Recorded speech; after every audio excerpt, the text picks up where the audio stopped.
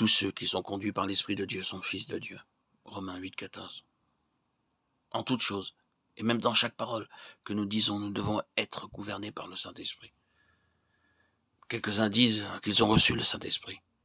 Mais lorsque vous leur demandez comment ils découvrent la volonté de Dieu, ils sont incapables de vous donner une réponse. Vous découvrirez qu'ils sont gouvernés par leurs sentiments et leurs désirs. Ils ne peuvent attester leurs conclusions par la parole de Dieu. Il nous est dit dans Romains 12, 2, discerner ou éprouver quelle est la volonté de Dieu, ce qui est bon, agréable et parfait. Vous devez appliquer chaque test et vous assurer de la volonté de Dieu. Par exemple, lorsque vous achetez de l'or, vous ne devez pas vous fier à sa couleur ou à son apparence. L'or doit être poli sur une certaine pierre ou bien passé au travers du feu. Il existe de nombreuses imitations.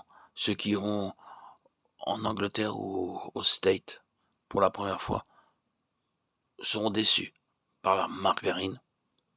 Ce n'est pas du beurre. Cela y ressemble seulement. Lorsque je me rendis pour la première fois en Angleterre, je fus servi à chaque repas avec beaucoup de margarine. Je dis alors à mon amie que ma logeuse était tellement généreuse qu'elle me donnait chaque jour beaucoup de beurre. Il sourit en me disant que ce n'était seulement que de la margarine. Pendant 3 mois, j'avais pensé que c'était du beurre. Si vous ne savez pas comment découvrir la volonté de Dieu, vous serez trompé de la même manière. Les croyants doivent prier ensemble pour tout ce qui se rapporte à l'Église, jusqu'à ce qu'ils aient une même pensée, une parfaite paix dans leur cœur à l'égard de la volonté de Dieu.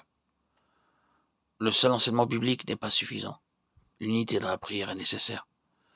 La plénitude de Dieu est dans le corps de Christ, comme nous pouvons le lire dans Éphésiens 1, 22, 23. Il a tout mis sous ses pieds, et il l'a donné pour chef suprême à l'Église, qui est son corps, la plénitude de celui qui remplit tout en tous. Certains croyants se rassemblent uniquement le dimanche, mais ne vont pas aux réunions de prière. La conséquence de ces choses, c'est qu'ils demeurent spirituellement faibles et qu'ils manquent de maturité. Ils sont incapables de saisir les choses profondes de Dieu. Ils assistent aux réunions et s'en retournent chez eux en disant que c'était très beau. Mais cependant, ils ne prendront pas la peine de rester avec les autres croyants pour avoir de la communion ou bien pour avoir leur part de responsabilité dans l'Église. Ceux qui ont appris à reconnaître le Seigneur Jésus-Christ comme la tête du corps, c'est-à-dire de l'Église, aspirent à la plénitude de Dieu. Ils aiment jouir de la communion avec le peuple de Dieu et participent assidûment aux réunions de prière de l'Église. Mais ceux qui négligent cette communion demeurent spirituellement des bébés. Par expérience, je sais de quelle force nous jouissons lorsque, en tant que peuple de Dieu, nous apprenons à nous réunir, souvent pour la prière. Vous voyez, Actes 12, 5, Romains 15, 30, Éphésiens 6, 19, Colossiens 4, 3, 1 Thessaloniciens 5, 25 et 2 Thessaloniciens 3, 1. Dans ces passages, nous voyons que Paul, bien qu'il fût un grand serviteur de Dieu, réclamait sans cesse la prière des saints. Il connaissait si bien le Seigneur, mais cependant, il était dépendant des prières de l'Église. À cet égard, nous devons nous aussi dépendre les uns des autres. J'ai besoin de vous, et vous avez besoin de moi.